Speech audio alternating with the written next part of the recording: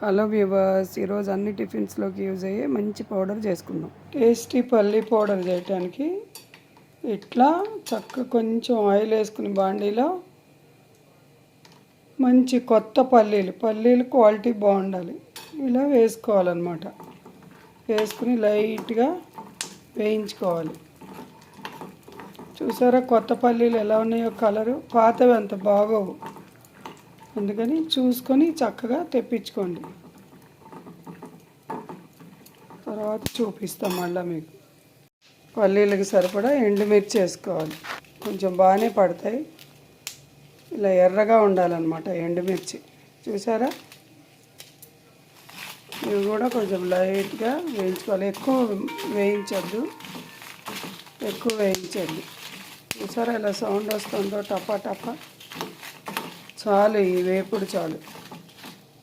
ఇంట్లో కొన్ని నువ్వులు వేసుకోవాలి, కొంచెం చాలు, టేస్ట్ కోసం అన్నమాట.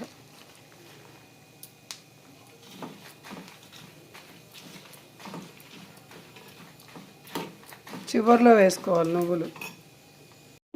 ఇలా చింతపండు కూడా కడిగి పెట్టుకొని ముందరగానే ఈ వేడి పల్లీల్లో పెడితే చక్కగా కొంచెం ఆ తడంతా పోయి బాగుంటుంది అన్నమాట.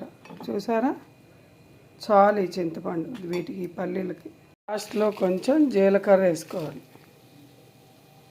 ఆ వేడికే ఇదైపోతుంది, చక్కగా ఫ్రై అయిపోతుంది అన్నమాట. పల్లీ పౌడర్ రెడీ. ఈ పౌడరు టిఫిన్స్లోకి, వేడివేడి అన్నంలోకి చాలా బాగుంటుంది.